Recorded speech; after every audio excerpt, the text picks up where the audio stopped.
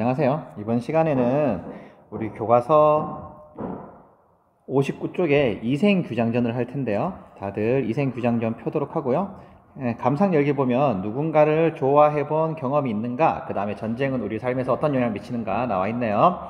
여러분들 전쟁과 사랑 둘 다 우리 인생에서 엄청난 영향을 미치는 거죠. 그래서 시간 관계상 선생님이 여기서 뭐 해설해 줄 수는 없고, 여러분들 각자 이건 답이 있는 게 아니니까 자신의 생각을 정리한 다음에 우리 본문을 살펴보도록 합시다. 모두 한쪽 넘어가서 60쪽을 펴도록 하죠. 자, 그럼 이생규장전 잠깐 보도록 합시다. 자, 대목부터 볼게요. 이생, 사람 이름이에요. 규는 엿벌규자죠. 엿벌규자고, 그 다음에 장은 담장장자예요. 저는 이야기 전자죠. 그래서 이상이란 사람이 담장을 담장을 엿보는 이야기라는 겁니다. 그래서 이생이 담장 파크를 봤는데 정말 아름다운 여인을 보게 돼요. 그래서 이 여인의 이름이 채랑인데 교과서에는 채씨라고 많이 나오네요. 그러면 우리 전체적인 줄거리 한번 살펴보도록 하지요.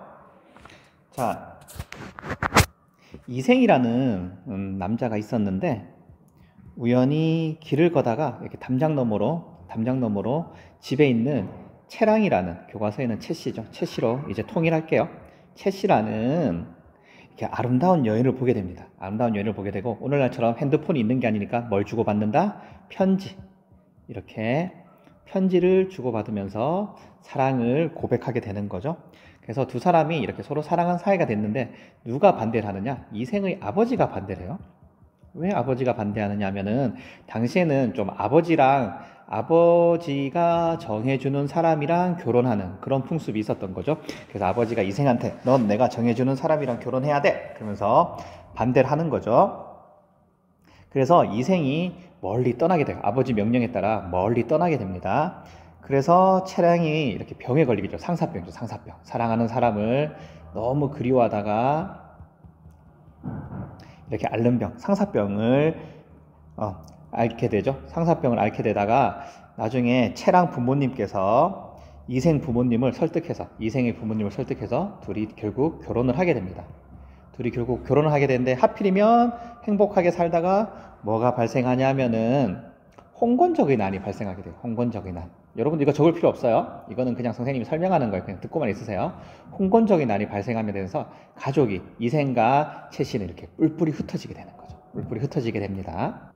그렇게 가족들이 흩어진 와중에 채씨가 홍건적을 만나면서 홍건적에게 죽음을 당하게 돼요.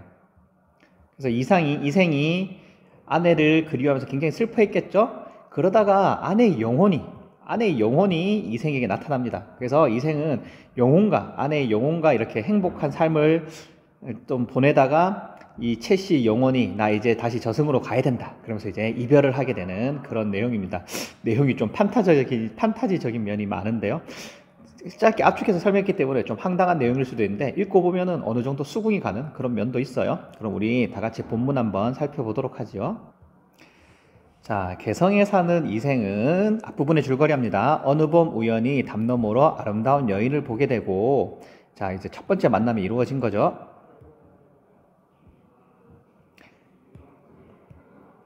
여인 채씨여시 이생에게 마음이 끌린다. 개성은 공간적 배경이 되겠고요. 개성이 북한에 실제로 있는 도시죠. 편지로 서로의 마음을 확인한 두 사람은 결국 사랑하게 된다. 그 당시에 흔하지 않았던 자유연애를 하고 있는 거죠. 두 사람의 관계를 눈치챈 이생의 아버지는 이생을 지방으로 보내고 채씨는 상사병을 얻는다. 첫 번째 이별, 봉건적 사회제도. 그래서 자유연애가 안 되고 반드시 부모님이 맺어주는 짝이랑 결혼이 된다는 약간 봉건적, 약간 구식, 약간 전근대적인 옛날의 사고방식 이런 뜻이거든요. 그래서 봉건적 사회제도 때문에 두 사람이 이별하게 되는 거죠. 이 사실을 알게 된 채씨의 부모는 강곡상 딸의 청에 이렇게 채씨가 너무 아프니까, 상사병을 얻어서 너무 아프니까 이러다 내 딸 죽겠다 싶어서 이생의 부모 찾아가서 제발 저 결혼 좀 시켜주세요 하면서 설득하죠. 그래서 이생과 채씨는 혼례 결혼을 올리는 거죠. 그래서 첫 번째 이별했다가 이제 다시 만남이 이루어집니다. 그래서 여기까지가 발단, 전개 부분을 이렇게 압축해서 표현한 거고요. 이제 홍건적을 만나서 다시 이별하게 되는 위기 부분이 나옵니다. 자, 홍건적이 고려의 서울인 개성을 점령하자 임금은 복주로 피란을 갔다. 홍건적은 집을 불태우고 사람을 죽이고 가축을 잡아먹었다. 실제로 있었던 일이에요. 1361년에 있었던 실제 홍건적의 난을 배경으로, 역사적 배경으로 제시함으로써 사실성을 확보하고 있는 거죠. 그래서 소설이죠. 소설의 특징은 뭐다? 사실성 플러스 허구성이죠. 그래서 사실적, 어느 정도 사실성이 있어야 사람들이 하면서 그럴 수도 있겠군 하고 믿게 되는 거죠. 백성들은 부부 친척끼리도, 요 형광펜 긋는 부분은 선생님이 어디 있는지 알려주려고 긋는 거니까요. 여러분들 신경 쓰지 말고 그냥 참고하도록 하세요. 그냥 따라 읽으면 돼요. 백성들은 부부 친척끼리도 서로를 보호하지 못하고 이리저리 달아나 숨은 채 각자 자기 살기를 도모해야 하는 처지가 되었다. 이생도 가족들을 데리고 외진 산골로 숨었는데 도적 한 명이 칼을 빼들고 그 뒤를 쫓아왔다. 자, 이생은 달아나 겨우 목숨은 건졌지만 최씨는 도적에게 사로잡히고 말았다. 이제 두 번째 이별을 겪게 되는 거죠. 전쟁이 일어난 거예요. 전쟁이 일어나서 홍건적에게 최씨가 붙잡히고 말았죠. 채랑인데 최씨로 통일한다고 선생님 말했죠. 도적이 자신을 겁탈하려고 하자 최씨는 크게 꾸짖으며 말하였다. 호기야, 나를 죽여 삼켜버려라. 차라리 죽어 승량이와 이리 뱃속에 들어갈지언정 어찌 개돼지 같은 놈이 짝이 되겠느냐. 도적은 노하여 최씨를 죽였다. 이제 최씨가 죽게 되는 거죠. 나중에 이제 귀신이 돼서, 영혼이 돼서 만납니다. 이생은 거친 들판에 숨어서 겨우 목숨을 보전하다가 얼마 후 도적이 물러갔다는 소식을 듣고 부모님이 사시는 옛집을 찾아갔다. 그러니 집은 이미 전쟁통에 불타버리면다. 부모님과도 헤어지고 아내와도 헤어지고 가족이 이제 풍비박산 난 거죠. 그래서 이번에는 최씨 집으로 가보았더니 행란채만 덩그러니 남아 향량한 가운데 쥐들이 찍찍대고 새들이 찢어지고 있었다. 자, 이제 홍건적의 침입으로 여기까지, 처음부터 여기까지 중심 내용은 홍건적의 침입으로 전쟁이 일어나고 그 전쟁으로 인해서 이제 채랑이 죽게 된 거죠. 그래서 두 사람은 계속 사랑을 하고 싶죠. 사랑을 하고 싶은데 이생은 사랑을 하고 싶죠. 근데 뭡니까? 하필이면 홍건적의 남 때문에, 홍건적의 사회적 갈등 때문에, 홍건적이 나를 일으킨 때문에 헤어지게 되는 거죠. 그래서 개인과 사회의 갈등이 일어나고 있는 거죠. 두 사람이 마음이 안 맞아서 개인과 개인의 갈등이 아니라 개인과 사회의 갈등이 일어나게 된 거죠. 이생은 슬픔을 억누를 길이 없어 작은 누각 알죠? 정자랑 비슷한 거죠. 이렇게 우리 산이나 이런 데 경치 좋은 데 가면 사방이 뚫려 있고 이렇게 집같이 생겼는데 사방이 뚫려 있어서 바람도 불고 이렇게 그늘져서 이렇게 시원하게 하라고, 시원하게 해서 좀 쉬어라고 만든 그런 거 있죠. 눈물을 훔치며 길게 탄식할 뿐이었다. 어느새 날이 저물었다. 그는 우두커니 홀려 앉아 지난날 가만히 떠올려 버렸지만 모든 게 한바탕 꿈만 같았다. 이경쯤 돼요. 교과서 날개 부분에 해설 나와 있죠. 몇 시인지 시간적 배경이 되겠죠. 달빛이 희미한 빛을 토하며 들보를 비추었다. 들보, 전에 한번 설명했어요. 기둥과 비슷한 거죠. 그래서 새로운 사건 발생을 암시합니다. 그런데 해랑 끝에서 웬 발소리가 들려왔다. 해랑이 옛날 집 복도 같은 거죠. 옛날에 보면은 이렇게 복도 같은 게 있고 그 위에 이렇게 문이 있었죠. 그 안에 문이 있었죠. 그래서 해랑은 옛날 집 같은 긴 복도 같은 겁니다. 그 소리는 멀리서부터 들려오더니 차츰 가까워졌다. 발소리가 이생 앞에 이르렀을 때 보니 바로 채씨였다. 이생은 그녀가 죽은 것으로 알고 있었지만 너무도 사랑한 나머지 한 채의 의심도 없이 물었다. 갑자기 죽었던 여자가 나타난 거죠. 이런 걸 뭐라 그런다? 전기적 요소라 그러죠. 전기적 요소. 이야기 전자에 기할 기자죠. 그래서 기이하다. 그래서 현실적으로 일어나기 어려운 거라는 거죠. 비현실적 이야기라는 거죠.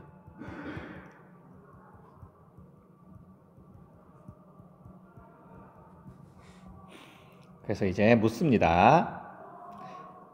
당신은 어디로서 피란하여 목숨을 부지하여서 최씨는 이생을 손을 잡고 한바탕 통곡하더니 그간의 사정을 이야기 시작했다.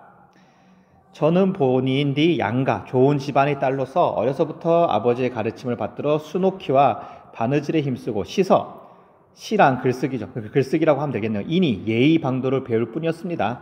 오로지 규문의 법도만 알았을 뿐 어찌 집 밖의 일을 헤아릴 수 있겠습니까? 이거 봉건주의적 사회 속의 여성의 삶이죠. 바깥 일을 하지 않는 거죠. 그런데 당신께서 붉은 살갗 핀 담장안을 한번 엿보신 후 제가 스스로 푸른 바다에 구슬을 바쳤죠. 사랑의 징표죠. 사랑의 징표. 그래서 채랑의 주체적 적극적인 성격. 자기가 먼저 이렇게 사랑의 징표를 주면서 오늘날처럼 반지 같은 거죠. 이런 거 주면서 우리 사귀자 이렇게 한 거죠. 꽃 앞에 한 번 웃고는 평생의 은혜를 맺었고 이제 첫 번째 만남을 가졌었고요. 희장 안에서 다시 만났을 때는 은정이 100년이 넘칠 것 같았죠. 희장은 오늘날로 치면 약간 커튼 같은 거죠. 그래서 옛날에 여자들 사는 집에 안에 함부로 보지 말라고 약간 커튼 같은 거, 여기 방이 이렇게 장막 같은 걸 쳐놨거든요. 이렇게 보지 말라고. 그래서 이런 걸 희장이라 그러죠. 다시 만났을 때는 은정이 100년이 넘칠 것 같았죠. 말이 이르고 보니 슬프고 부끄러워 견딜 수가 없군요. 자차 평생을 함께 하려고 하였는데 뜻밖의 행액은 홍건적의 날이겠죠. 구덩이에 뒹굴게 될 줄 어찌 생각이나 했겠어. 그러나 저는 끝까지 짐승 같은 놈에게 몸을 내맡기지 않고 스스로 진흙탕에서 육신이 찢기는 길을 택했죠. 절개를, 그러니까 그 한 남자에 대한, 여기서는 이생이겠죠. 이생에 대한 절개를 지키기 위해서 죽음을 선택한 거죠. 그건 천성이 저절로 그렇게 한 것이지 인정이야말로 참아 견딜 수 있는 아니었답니다.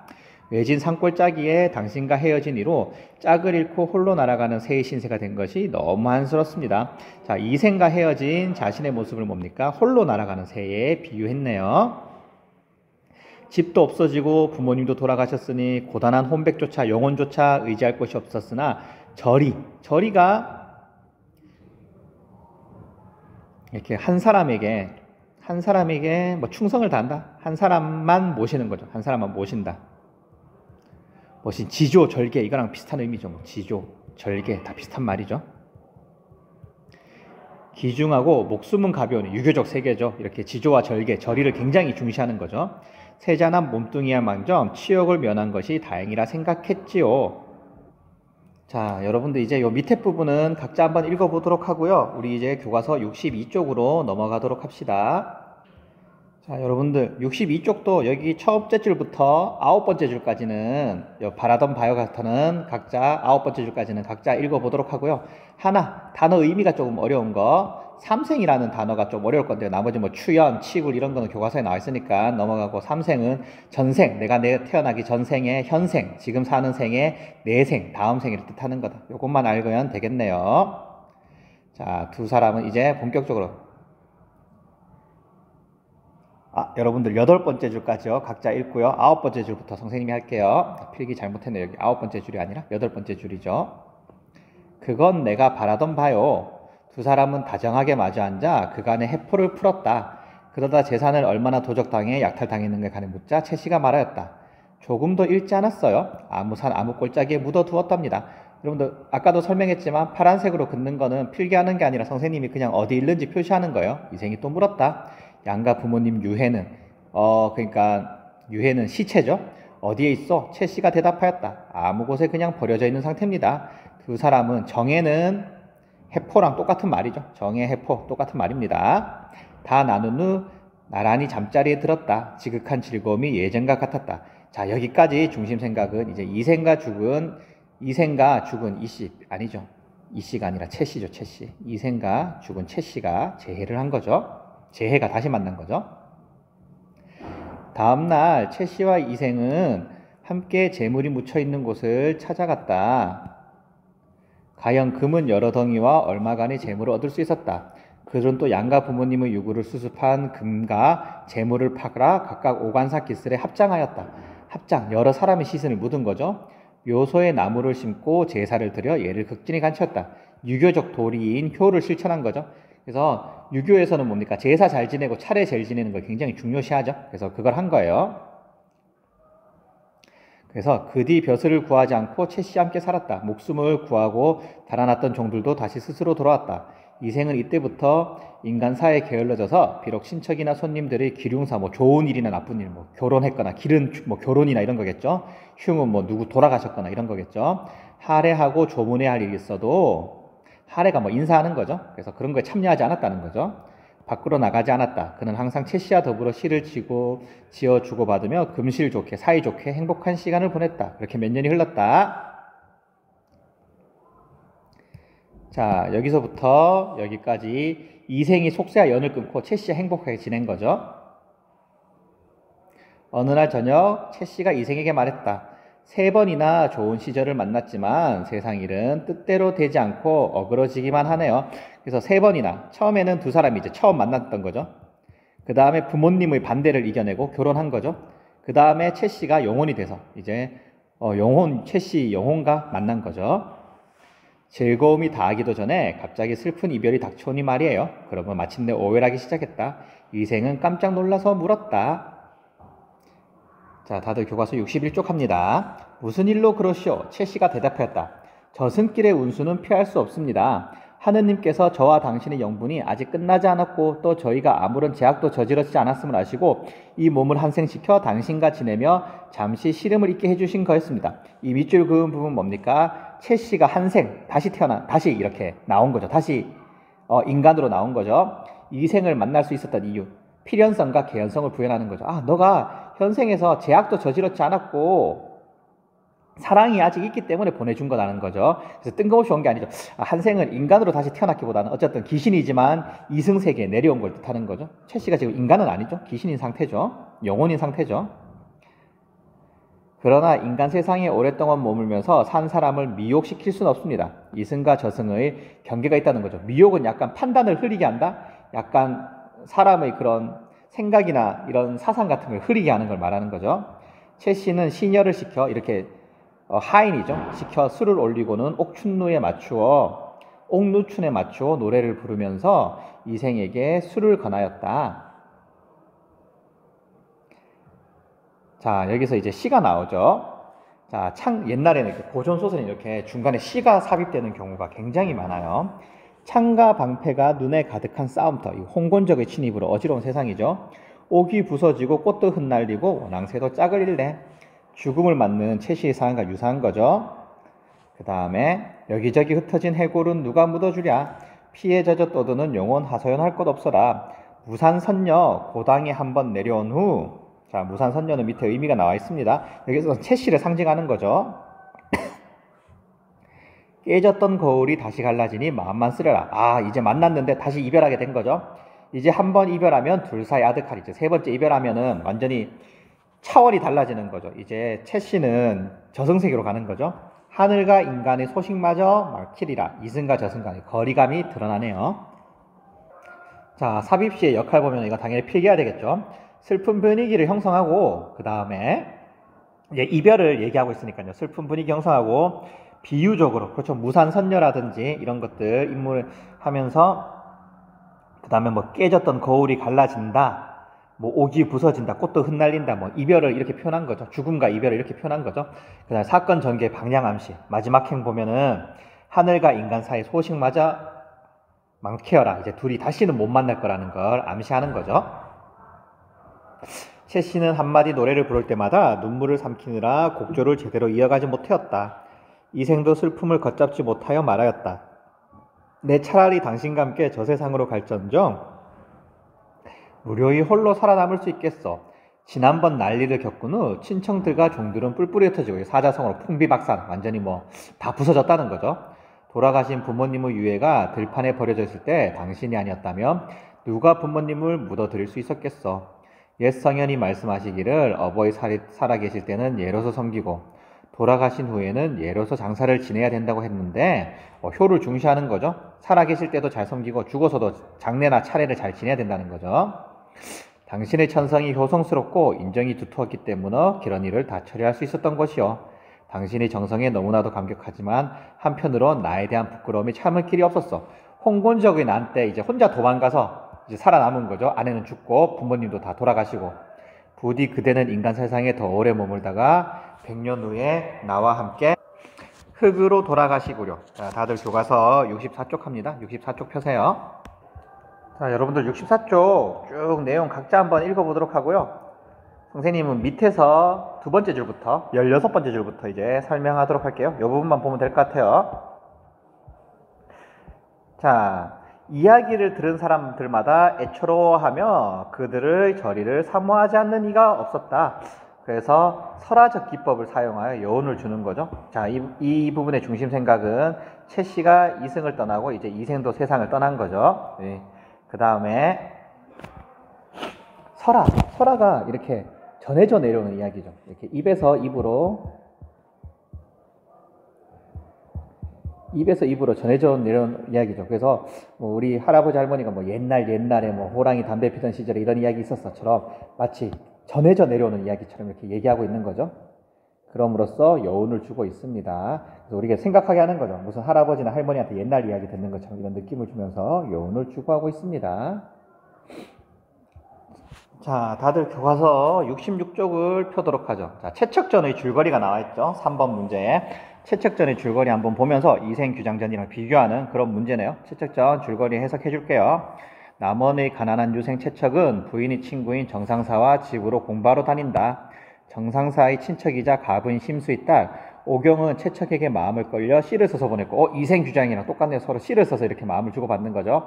오경의 적극적인 성격 이것도 마찬가지죠. 이생도 먼저 사랑의 징표를 채 씨가 먼저 사랑의 징표를 이생에게 줬는데 여기도 여인인 오경이 채척에게 먼저 이렇게 시를 써서 보냅니다. 이들은 곧 사랑에 빠져 약혼을 한다. 그러나 채척이 의병으로 이렇게 전쟁에 참여하게 된 거죠. 이렇게 군인은 아니었지만 이제 전쟁에 참여하는 거죠. 참전하여 혼인 날짜가 지나도 돌아오지 않자 심신호 오경을 부잣집으로 시집 보내려 한다. 이제 첫 번째 이별이 옵니다. 하지만 오경은 채척을 기다리고 첫 번째 이별의 위기가 오지만 실제로 이별한 건 아니고 이별의 위기가 첫 번째 이별이 왔죠. 두 사람이 이제 전쟁 때문에 만나지 못했는데 오경이 시집은 가지 않았죠. 이후 정류재단으로 남원이 함락되면서 책청과 오경, 처다른 몽석은 뿔뿔이 흩어진다. 두 번째 이별이 일어나고요. 사실적이죠. 정류재단은 실제로 일어난 일이니까요. 오경은 외병의 포로로 일본에 잡혀간 후 장사를 돕게 되고 채척은 중국에서 살게 된다. 여러 해 지난 뒤 채척은 친구 송우와 상선을 타고 돌아다니다가 상선은 이렇게 물건을 싣고 이렇게 물건을 팔러 돌아다니는 그런 배를 말하는 거죠. 그래서 아내 오경을 만나게 된다. 이들은 중국 항주에 정착하고 둘째 아들 몽손을 낳아 기르며 10여 년간 행복한 생활을 누린다. 몽손이 성장하여 혼례를 올린 이듬해 호족이 침입하여 채척은 가족과 이별하고 명나라 군사를 출천하였다고 호족이 포로가 된다. 이것도 세 번째 이별이 이루어지는데 실제로 있었던 일을 바탕으로 하니까 사실성을 부여하는 거죠. 병자호란을 바탕으로 하는 거죠. 그는 포로 수용소에서 조선으로 출전했다가 전쟁에 참여한 거죠. 역시 호족의 포로가 되죠. 호족이 여기서는 병자호란을 일으킨 청나라가 되겠죠. 처다들 몽석을 극적으로 만나게 된다. 두 사람은 함께 수용소를 탈출하여 고향으로 향한다. 한편 오경은 몽손과 더불어 어려운 고비를 겪으며 고국으로 돌아오고 가족이 다시 만나 행복과 살아간다. 이생규장전과 다른 결말이네. 이생전 규장전은 두 사람이 영원을 이별하면서 비극적 결말을 맞는데 여기서 또 행복한 결말이 일어나네요. 자, 내용 정리 보도록 하죠. 다들 워크북 18쪽을 펴도록 하세요. 전기소설은 기이한 이야기를 전달한다 이런 뜻이거든요. 여기서도 죽은 영혼과 살아있는 사람이 사랑하는 거죠. 한문소설, 한문을 쓰신 소설인데 교과서는 여러분들이 한문을 쓰셨으면 읽을 수 없으니까 한글로 해석한 게 나와 있는 거죠. 전기적, 마찬가지 기이한 이야기가 있는 거고요. 낭만, 두 사람이 사랑하지만 결국 이별하죠. 영원히 이별하게 되죠. 그래서 비극적입니다. 자, 송도가 그러니까 개성의 옛말이에요. 옛날에 송도를 개성을 옛날에 송도라고 했다. 특징은 주제는 각자 읽어보고요. 현실, 제도, 전쟁, 운명과 대결하는 인간의 의지가 제한다. 그렇죠? 홍건적의 난으로 헤어졌죠. 그 다음에 부모님이 두 사람이 결혼을 반대했었죠. 그 다음에 죽음으로써 갈라놨죠. 그런 것들 다 극복하려고 막 노력하죠. 그 다음에 여기 정의적 특성이 드러난다. 그 다음에 삽입시를 해서 등장인물의 심리 효과를 전달한다. 그 다음에 만남과 이별을 반복한다. 그 다음에 유불선은 유교적 사상, 불교적 사상, 그 다음에 신선 사상이죠. 그래서 유교적 사상은 부모님 유고를 수습하고 제사를 지내는 거, 불교, 삶과 죽음의 경계를 수용하고 결국엔 두 사람이 이제 이별을 맞이하는 거죠. 신선 사상은 뭡니까? 저승의 선녀가 이승으로 내려왔다. 이런 것들 유불선의 세 가지 사상이 함께 있다. 자, 작품 구성은 각자 읽어보도록 하고요. 여러분들 이거는 다 중요한 거니까 당연히 필기를 해야 되겠죠. 자, 만남과 이별은 여러분들 각자 한번 읽어보도록 하고요. 자, 채 씨의 성격과 가치관. 채 씨는 부모님이 반대했지만 이렇게 극복하죠. 그래서 적극적이고 진취적인 애정관을 갖는다라고 말할 수 있었고요. 오타 났네요. 봉건적이 아니고 봉건적이죠. 봉건적이 약간 과거지향적인, 약간 시대가 오늘날과 맞지 않는 약간 시대의 흐름이 뒤떨어진 그런 것 뜻이죠. 그 다음에 작품적, 정기적 요소, 이거 정기적 특징은 아까 설명했었죠. 비현실적인 이야기다. 그래서 이걸 통해서 뭡니까? 영혼이 돼서라도 만나는 애절한 사랑 이야기를 엮어내고 있고요. 작품의 주제의식, 남녀의 그런 아름다운 영원한 사랑, 이렇게 주제의식을 효과적으로 전달하고 있는 거죠. 그 다음에 죽음을 초월한 사랑을 지켜내려는 의지를 보이고 있는 거고요. 자, 그 다음에 죽은 이씨가 이승으로 돌아오는 사건의 의미는 결국 이거랑 똑같은 의미겠죠. 똑같은 얘기겠죠. 각자 한번 읽어보도록 합시다. 자, 조위안의 최척적, 우리 교과서 줄거리 부분만 공부했었죠. 자, 한문소설, 애정소설. 애정소설은 두 사람의 사랑을 담고 있다는 거죠. 우연적. 만나는 과정이 굉장히 우연하죠. 그 베트남이 굉장히 큰 나라인데 서로 전쟁이 나서 헤어졌어. 근데 하필이면 또 우연히 베트남에서 만난다는 게 사실 좀 말이 안 되는 거죠. 예, 사실적인 이별의 과정. 어떻게 임진왜란과 병자호란, 실제로 있었던 일을 통해서 이별을 하게 됨으로써 사실성을 부여하고 있습니다. 자, 그 다음에 배경은 각자 읽어보도록 하고요. 특징도 만남, 이별, 재해 과정, 이거 이생규장전과 유사한 거죠. 그 다음에 실제 전쟁을 배경으로 하고 있다. 그렇죠. 이생규장전도 우리 홍건적의 난, 실제로 있었던 전쟁을 배경으로 한 거였죠. 자, 오늘 여기까지 하도록 하죠. 다들 수고 많았습니다.